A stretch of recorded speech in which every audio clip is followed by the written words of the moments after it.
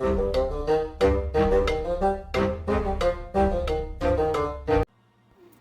and welcome to the Creaky Culis. I'm a Monk, and today we are doing a video of Age of Mythology Retold. This video is going to be centering around an Atlantean called Gaia. Now, she is a very powerful and Now this is a very friendly god if you are new to the game. So we're going to be breaking down this race and this character, going over what makes them good, and yeah. So if you enjoy this video and want to see more just like it, don't forget to hit that like button and subscribe to the channel. Don't forget we also have a Discord in which you can join and find multiplayer matches. We do actually have a clan, and you can find a link to that down in the description. So Gaia, what is unique about her? Well, you start with hero citizens, and promoting citizens across the board is 25% cheaper. Now, the Atlanteans also have an economic guild. As Gaia, you actually have all technologies are 40% cheaper and can be researched an age earlier, meaning that you can really get that on quickly. In other words, you can harvest more food, harvest more gold and wood quicker, because you can get access to those technologies before anyone else really does. Now, Gaia also has a unique ability in which around her main buildings will have this lush. Now, this lush that creeps across the floor essentially heals your troops and buildings 1 HP per second. Bloody brilliant, really. Space out your buildings. It's going to work great for you. Now, Gaia is really an economic focus race. The passives is a Gaia forest. You select a location. In that location, your villagers, your citizens are going to be harvesting a lot quicker. Not only that, but it spouts this forest in which those trees actually have more wood. This is an ability that you can actually use tactically at times too, depending on how long your game is. Next up, we have channels in which all units move 15% faster across Lush. Another reason just to expand your buildings, those buildings that do create Lush, spread them out a bit, giving yourself a little bit more of an advantage. Now, our first option in Age 2 is Oceanus. And the first thing we're actually going to get here is a carnivorous plant that you can summon. Now, it's good against humans and ships, but ultimately this is a very, very weak first spell that you get. You also get access to a unit, a myth unit that you can train in your temple. This is a unit that heals your allied units. It does slow down enemy units, but it has no attack at all. Next up, you have Servant, which is very good in a water terrain. Again, it can heal units. And then lastly, we have 3 buffs. Now, this is a infantry focus build. So if you're going to go down infantry, then Oceanus may be the one for you. Personally, though, I prefer the other option, Leto. This is a really interesting one. It focuses on automatons. These are like little robot soldiers, absolutely beastly. We also get access to Spider's Lair, in which you get to summon some spider eggs. These are good against infantry human units. Personally, I don't really see it to be that useful. Honestly, the soldiers that you get from here are just brilliant. They heal themselves after battle as well. They look pretty cool, and they've got a decent chunk. I tend to use these as my main infantry units when playing as Gaia. I don't go wrong with them either. They're very, very strong attacking myth units. And lastly, we actually get a little buff to our oracles, which is a unit that we definitely need as the Atlanteans, including, all importantly, a 10% faith gain. The first choice in Age 3 is Thea. Now, this is a great option. It focuses on cavalry. We do get access to a flying unit as well, which flying units are just so overpowered. We also get access to a brand new building. It is a tree in which we can summon Drayden. Now, the more of these trees that we summon in, the more of these Drayden we actually get. It doesn't count towards your unit cap either. And as well as some buffs to cavalry units, we also get another buff to our oracles. This doubles down on the first buff that we received as well, including another buff to gathering favor. And the more favor you're going to have, the more trees you're going to be able to summon, which means the bigger army you actually get. Seriously, this is an overpowered god. Now, the alternative option that we actually get focuses on ranged units and favor. Now, I say we've already focused on favor. We do have a Behemoth, which is a beast which focuses on destroying buildings. However, it doesn't necessarily get enough health, in my opinion. In my opinion, it is a unit that does look particularly cool though, so I guess it has some redeeming factors. Personally, I do prefer the trees, however.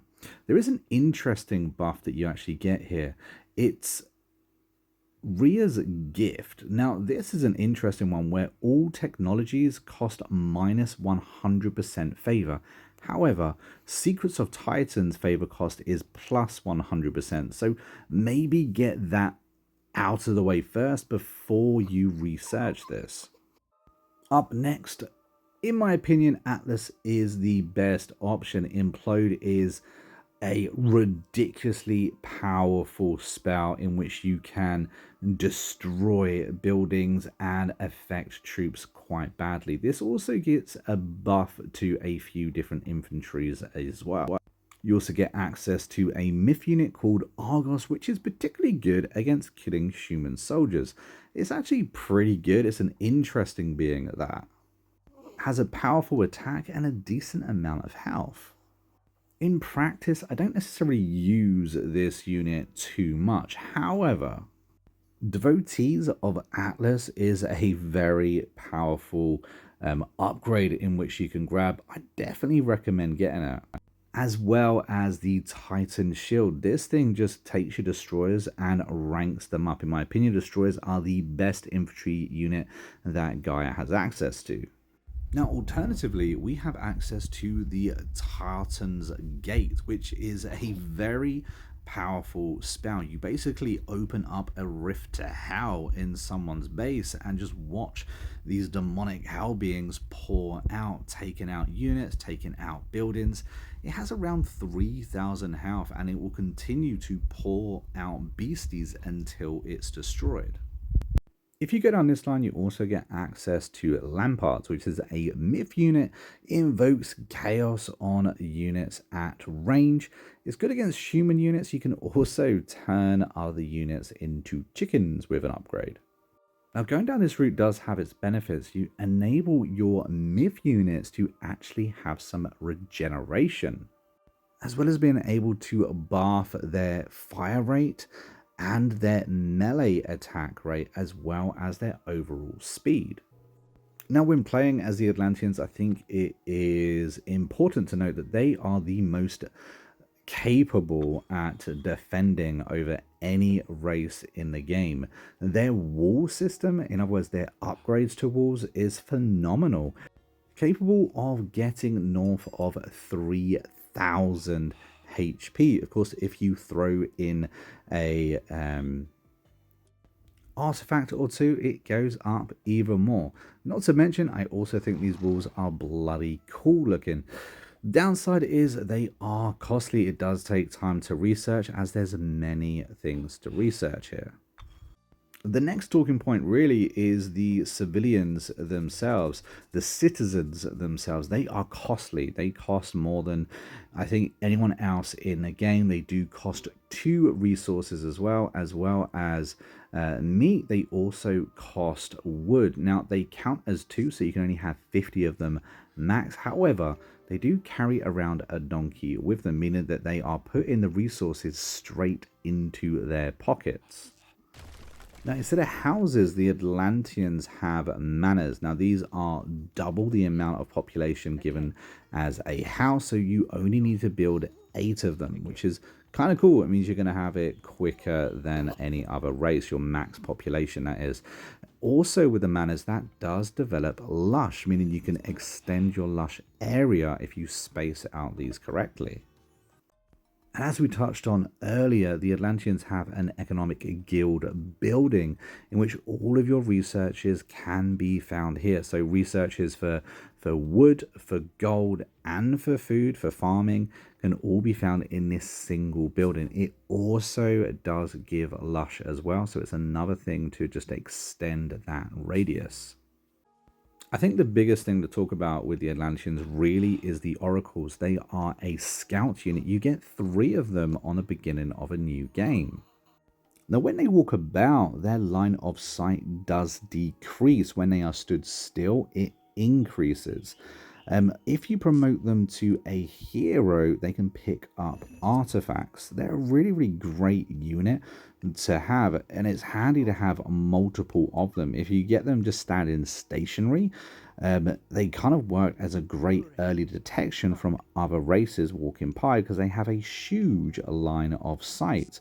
Also, this is how you gather favor. You don't have to have them scouting. However, if you have 2 of these oracles overlapping, they won't give you as much faith as stood on their own. Mastering the oracles and how they actually work is goes a good way to mastering Atlanteans. Now, personally, what I think makes Atlanteans so strong is their ability to turn all units into heroes, all human units into heroes. The Atlanteans have an unlimited amount of heroes, which is just fantastic. You can take an entire army of an infantry unit, for instance, or archers, whatever you want, and turn each of them into a hero. Now, it does take a little bit of time. It's certainly not a quick process, but being able to have an army of troops that can take out myth units easier is pretty good, especially as most other races center around having strong myth units. Now, as we mentioned before, we do have a passive in which we can grow trees wherever we want. Now, we can see that there is a circle where this newfound trees are growing. Now, if we was to target that on pre-existing villagers that are already farming wood, it doubles the rate that they're collecting. Now, these guys already collect bloody quick. So have a little think when using it. Not to mention, in those longer games, you can start creating a wall of forestry, which, given a bit of luck, can put a little bit of distance between you and another player.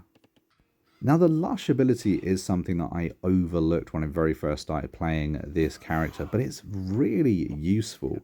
The healing ability on its own, being able to traverse around the map quicker on lush, being able to manipulate just how much lush is on the map can be so useful and gives you and your race just an advantage against an attacking opponent.